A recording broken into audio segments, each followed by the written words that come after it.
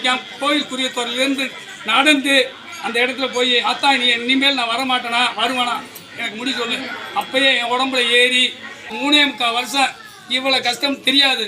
அம்மா வந்து பாம்பா படுத்துட்டா, என்ன பண்ணுவேன் ஏது பண்ணுவேன் எனக்கு தெரியாது. நீ வந்துட்டியாமா எனக்கு வந்து அடுத்தமே ஆனமலையிலேருந்து வந்துட்டியாமான்னு வந்துட்டேன்டா உன் இடத்துல வந்து இந்த அமையணும்டா நீ என்னை பணிவிடம் பண்ணடா அப்படின்னு சொல்லி இந்த இடத்துல படுத்துட்டான். பாம்பா தான் காடிவெட்டி கிராமத்தில் தூக்கி வந்தேன் போட்டேன்.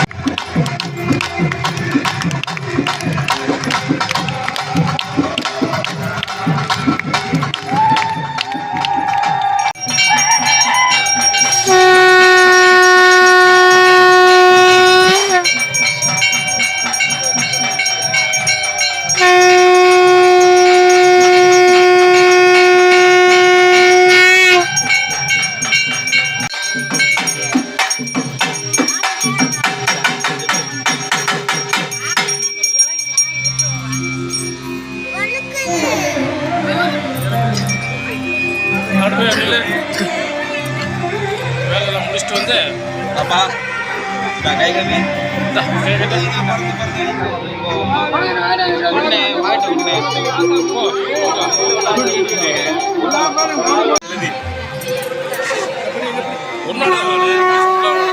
என்ன மகளே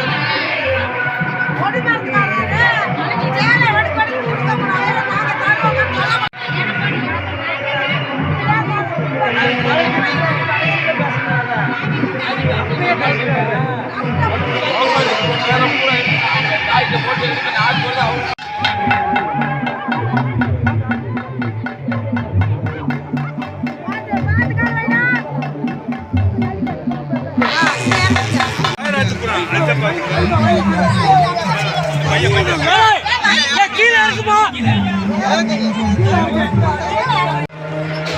பணம் காய்ச்சா படிப்படிச்சல இந்த மாதிரி பணமா கொடுக்குறது அந்த கூடவே இப்படி தொட்டு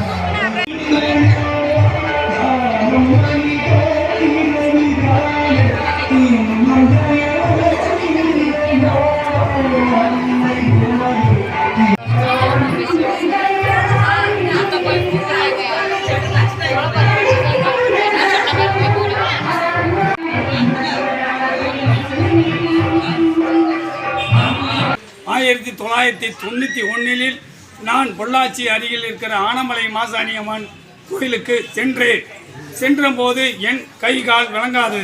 நானும் என் துணைவியும் எங்கள் 2 உயிரையும் அந்த அம்மா ஒப்படைச்ச பின்னாடி அந்த அம்மா கையில் இருந்து நான் இந்த இடத்துக்கு போகிறதுக்கு வழி இல்லாமல் அண்டாவை 10 கிலோ அண்டாவை 30 ரூபாய்க்கு நான் அடை வைத்து போனேன். அந்த அண்டாவை அடை வைத்து அந்த இடத்துக்கு போகும்போது மறுநாளுக்கு எனக்கு வழி கிடையாது அப்படின்ட்டு இந்த அம்மா அந்த இடத்துல சொன்னேன். அம்மா எனக்கு வழி கிடையாதம்மான்னு சொன்னேன். சொல்லும் போது அந்த அம்மாட்ட இருந்து நான் ஒரு வார்த்தை கேட்டேன். என்னம்மா நான் இந்த கை கால் விளங்காதவனை எப்படிம்மா நீ பார்க்க போகிற அப்படின்னு நான் கேட்கும்போது அடுத்து அந்த அம்மாட்ட இருந்து ஒரு 300 ரூபாயை கொடுத்து எங்கள் வீட்டுக்காரம்மா ஒரு 300 ரூபா கொடுக்குறாங்க. கொடுக்கும்போது அம்மா அந்த 300 ரூபாயை எடுத்துகிட்டு போய் அம்மா எனக்கு வழி கிடையாது, நாளுக்கு நான் போனால் சோறாக்கு எனக்கு வழி கிடையாதம்மா அப்படின்ட்டு 200 ரூபா நான் வச்சுக்கிறேன், 100 ரூபா உன் கையில் கொடுக்குறேன்னு அந்த இடத்துல அந்த 1991 பெரிய சிலுப்பாக அந்த கோயில் எனக்கு எழுதி கொடுத்தாங்க.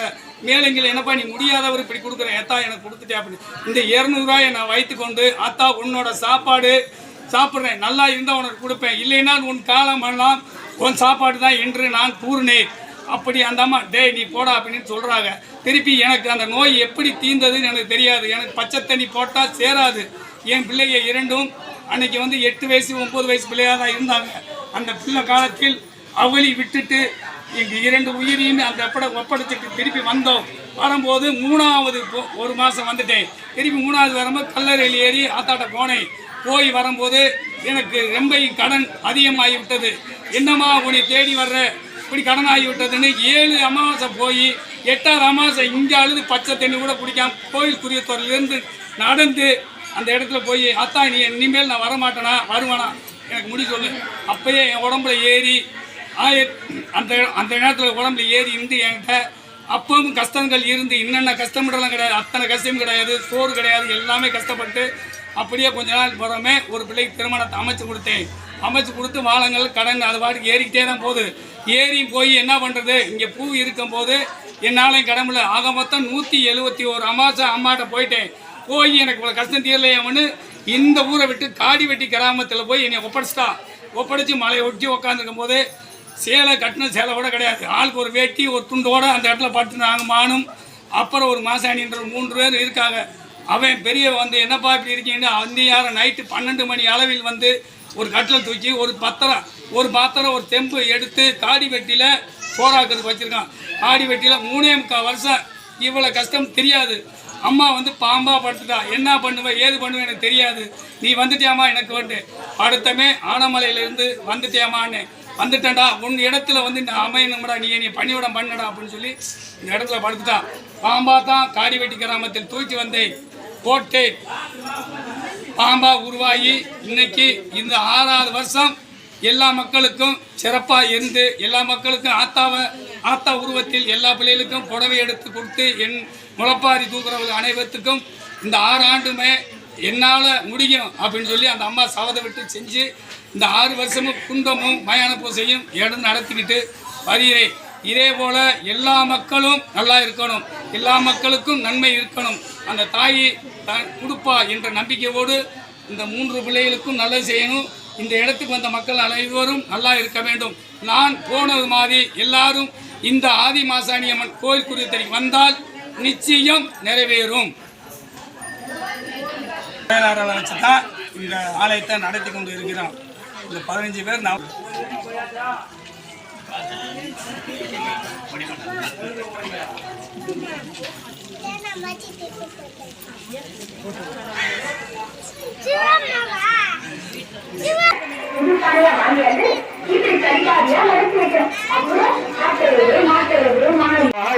தினம் தன்னானே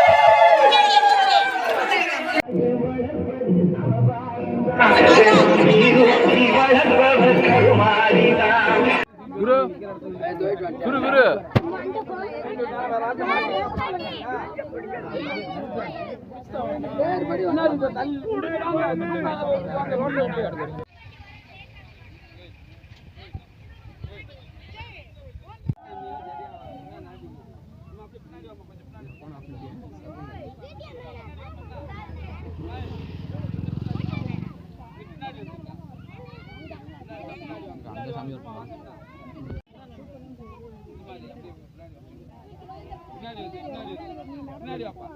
பின்னாடி.